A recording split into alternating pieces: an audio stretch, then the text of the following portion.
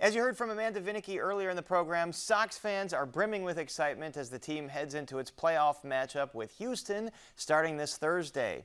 This year is a culmination of a 5-year-long rebuild that saw dozens of strategic trades, draft choices, and free agent signings. And joining us now is the chief architect of that rebuild and this current White Sox roster, General Manager Rick Hahn. Rick Hahn, thanks for being back here in Chicago tonight. Congratulations on the AL Central title.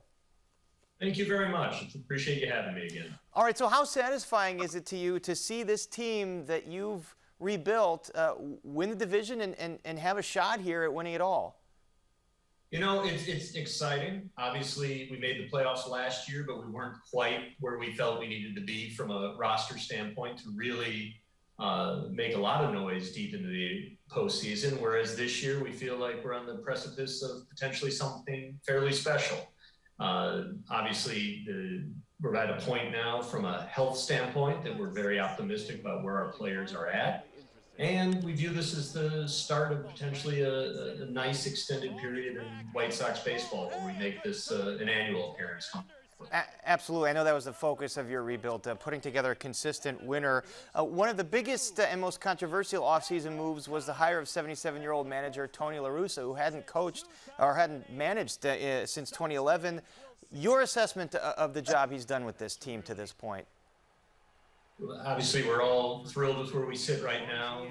Our early conversations with Jerry Reinsdorf and Kenny Williams leading up to the hiring of Tony, it was about putting ourselves in the best position to win a championship. Obviously, the proof will be in the pudding over the course of the next month or so, but the way we've been able to overcome a fair amount of adversity over the course of this season and find ourselves positioned here on the doorstep of the postseason in a very strong position is in large part a testament to Tony and the coaching staff and what they've been able to do from an environmental standpoint in that clubhouse, despite the adversity over the course of our summer. And you mentioned the adversity, and you're getting healthy again. You lost Luis Robert, you lost Eloy Jimenez, a lot of injuries. Do you attribute any one overarching thing to the injuries, or these were just freak occurrences, and now they're back?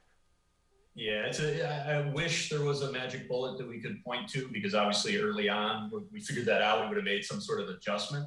Unfortunately, a lot of soft tissue injuries throughout baseball this year. There was some speculation that perhaps it was related to going from 60 games back to 162, but so many of ours happened early in the season that really fatigue or whatever increased workload probably shouldn't have factored into that. So it has been unfortunate, but for knock on wood, we find ourselves today in a fairly strong position as we enter the postseason with most everybody back to full strength and in a position to compete come October. One of those key pieces, Carlos Rodon, who had some arm issues. What's his status for the playoffs?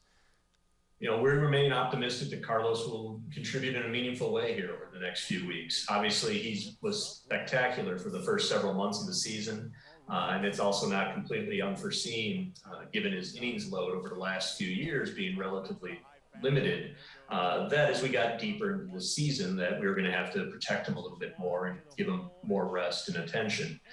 Carlos has been great in terms of adapting his program. Our trainers and our pitching coach staff has been very creative in terms of getting him through the finish line.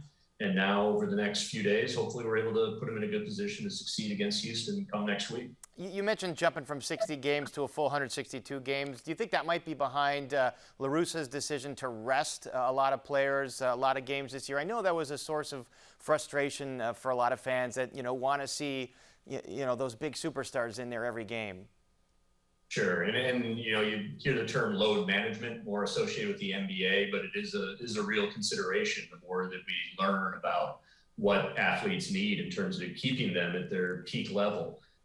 We were fortunate that we were able to build a fairly comfortable lead early in the season with regards to the division, which gave us the flexibility to protect some guys and rest some guys, especially down the stretch. The overarching goal has always been to win a championship, and part of that was giving the guys the proper workload as they entered this final month of the season, they're hopefully able to sprint through the finish line thanks to how they've been handled over the last 6 months. We mentioned all the work you and your staff have done over the last 5 years in trades, trading away some veterans for a lot of these younger pieces. You were still wheeling and dealing this year. You traded away Nick Madrigal, which a lot of Sox fans were excited about, to get Craig Kimbrel from the Cubs and Ryan Tepera.